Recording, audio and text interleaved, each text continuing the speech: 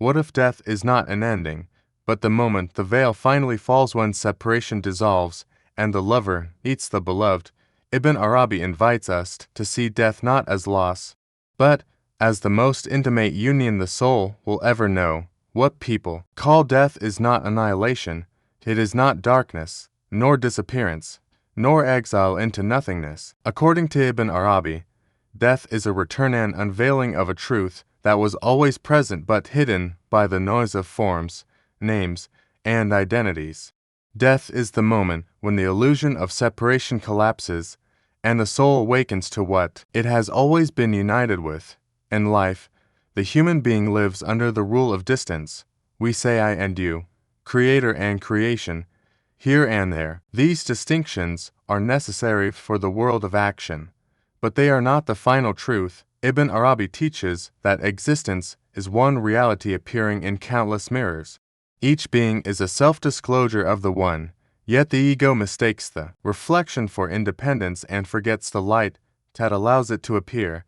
What we call life is, in this sense, a kind of sleep. We are alive biologically, active socially, intelligent mentally but spiritually veiled. We cling to forms, roles, achievements, and fears, believing them to be who we truly are. Death frightens us because it threatens these borrowed identities.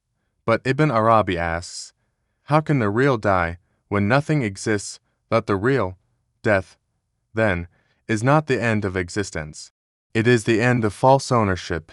It is the moment when the soul is released from the prison of I am separate. The body returns to the earth, but the meaning returns to its source. What dissolves is not being, but the illusion of being other than God. For the knower, death is not an enemy, it is an unveiling. Ibn Arabi famously echoes the prophetic saying, people are asleep. When they die, they awaken. Awakening is not gaining something new, it is recognizing what was always there. The drop does not disappear when it enters the ocean. It realizes that it was never other than the ocean. This is why Ibn Arabi speaks of death as union. Union does not mean that a servant becomes God in essence. Rather, it means that the servant's imagined independence falls away. What remains is the truth that God was always the one seeing, hearing, acting, and being through the servant. Death removes the final veil that life could not fully lift. But here is the deeper secret. This union is not postponed until the grave. Physical death only completes what spiritual death begins. Ibn Arabi calls us to die before you die, to let the ego die while the body still walks the earth. When desires loosen their grip, when pride dissolves, when fear of loss fades, a person tastes union while breathing. Such a person no longer sees death as rupture, because they have already crossed the inner boundary. For them, life and death are two movements of the same reality. Life is God revealing himself through form. Death is God withdrawing the form, to reveal himself without it. From this perspective, mourning changes its meaning. We grieve not because the loved one is lost, but because the form we were attached to is no longer accessible. Ibn Arabi would say, do not look for the departed in the earth, look for them in the real, where they have always been. What terrifies most people about death is judgment, loss, and uncertainty. But the greatest pain of death is only for the one who insisted on being separate. For the lover, death is the meeting. For the knower, death is recognition. For the seeker, death is arrival. So when people call death an end, Ibn Arabi hears a misunderstanding. Death is not the opposite of life. It is the unveiling of life's hidden face. It is the moment when the wave remembers the ocean, when the name dissolves into meaning, when the journey ends because the traveler realizes he never left home. In this light, the question is not what happens after death, but what is dying in us right now. Every attachment that loosens, every illusion that falls, every act of surrender is a small death and a small union. And when the final death arrives, it will not introduce something unfamiliar. It will simply complete what truth has been whispering all along. There was never separation. There was never exile. There was never anything but the one appearing, disappearing, and appearing again. What people fear as death is actually the falling away of illusion. not the collapse of existence itself. Ibn Arabi explains that non-existence is impossible because existence belongs only to the real. What we call my life, my body, myself are temporary forms through which existence appears. But existence itself never enters or leaves. Death does not touch being.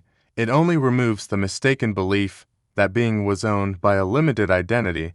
The terror surrounding death comes from confusing form with reality, shadow with light, vessel with meaning. Throughout life, the human being builds a sense of self based on separation. I am this body, this name, this history, these desires, these fears. This constructed self appears solid.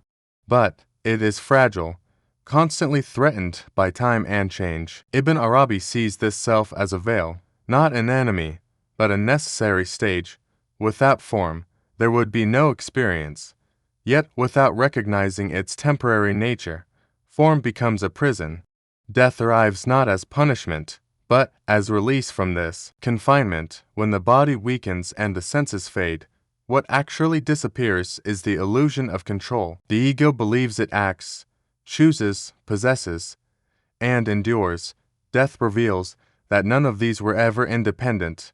The one was always acting through the many, sustaining every breath, every thought, every movement. What dies is the claim I did this by myself. What remains is the truth that all action belonged to God alone. This is why Ibn Arabi insists that death cannot be annihilation.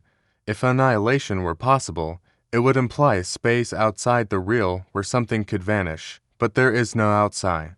Existence is one ocean with endless waves. When a wave collapses, nothing is lost from the ocean. The shape disappears, not the water. Likewise, death removes the shape through which existence appeared, while existence itself remains untouched. Human grief often rises from misunderstanding this reality.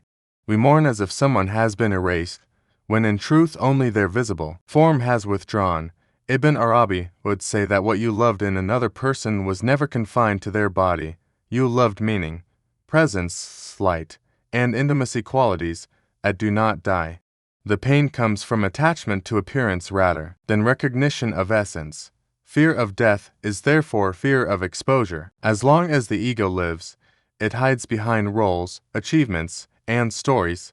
Death strips these coverings away. Nothing false can cross that threshold. This stripping feels violent to the ego because it survives by illusion, yet to the soul, this unveiling is mercy. It is the end of pretending to be something separate from the source of all life. In Ibn Arabi's vision, life and death are not opposites, but complementary movements. Life is the expansion of form. Death is its contraction. Life is manifestation. Death is return. Both belong to the same divine rhythm. Without death, forms would harden into idols. Death ensures that no form claims divinity for itself. This understanding transforms the meaning of judgment. Judgment is not an external trial imposed after death. It is the natural encounter between the soul and truth. Once illusions are gone, whatever one identified with in life determines what one experiences in death. The one who clung to separation experiences loss. The one who recognized unity experiences return. Death is therefore not darkness, but clarity, not silence, but the end of noise, not exile, but homecoming. The tragedy is not dying, but living. All mistaken union, in the vision of Ibn Arabi, is not a transformation of the soul into something else, nor is it a merging that erases distinction in essence. It is recognition, the greatest misunderstanding about union is the belief that something new happens at death, as if the soul travels from distance and nearness, from absence to presence. In reality, there was never distance to begin with. What changes is perception, not reality itself. Human beings imagine themselves as standing apart from God, facing Him as an object separate from the self. This imagination is useful in the world of law, devotion, and moral responsibility, but it is not the final truth. Ibn Arabi explains that God is nearer to the servant than the servant is to himself, not in space, but in being. Nearness is not a matter of location, but of dependency. Every breath, thought, and motion arises from the real, yet the ego claims authorship and forgets the source. Union does not mean that the servant becomes God, because God does not become anything, nor does anything become God. Such language belongs to misunderstanding. Union means that the servant ceases to attribute existence to himself. The false I dissolves, and what remains is the witnessing that there was only one acting, knowing, and being all along. This is why Ibn Arabi speaks of unveiling rather than merging. The veil falls, but the face revealed was always present. In life, this recognition appears as moments of clarity, humility, and surrender. A person suddenly realizes that effort alone does not produce results, that control is limited, that grace sustains everything. These flashes are tastes of union, not in full intensity, but enough to loosen the grip of separation. Death intensifies this recognition because it removes the last support of illusion, the body through which the ego maintained its sense of autonomy. At death, nothing travels from here to there. There is no spiritual distance crossed. Rather, the soul recognizes that it was never absent from the real. The experience is not expansion into infinity, but the collapse of false boundaries, like a room whose walls through union, in Ibn Arabi's understanding, is not postponed until the moment of physical death. It begins here, within life itself. Through what he describes as dying before dying, this death is not of the body, but of the ego's illusion of independence. As long as a person believes they exist by themselves, act by themselves, and own their life by themselves, union remains veiled. The body may be alive, but the heart is asleep to reality. The ego survives on attachment. It attaches to identity, to praise, to control, to security, and even to spirituality itself. These attachments create a sense of separation. I am the doer, I am the knower, I am the one who chooses. Ibn Arabi does not deny human responsibility, but he reveals its deeper layer. Responsibility exists within form, while truth exists beyond it. Spiritual death is the gradual recognition that form does not possess reality, it only reflects it. To die before dying means allowing these attachments to loosen while one is still breathing. This is not achieved through hatred of the world, but through understanding its nature. The world is not false, it is borrowed. When something is borrowed, it can be used with care, but cannot be owned. The one who understands this lives with gratitude rather than fear, with trust rather than anxiety. Loss no longer feels like theft, because nothing was ever possessed in the first place. As the ego weakens, fear of death also weakens. Fear comes from the belief that something essential will be taken away. But when the seeker realizes that their true being is not contained within the body or the story of the self, death loses its threat. It becomes a change of mode, not a destruction of essence. This is why the knowers often describe death with intimacy rather than dread. Spiritual death also transforms how one relates to others.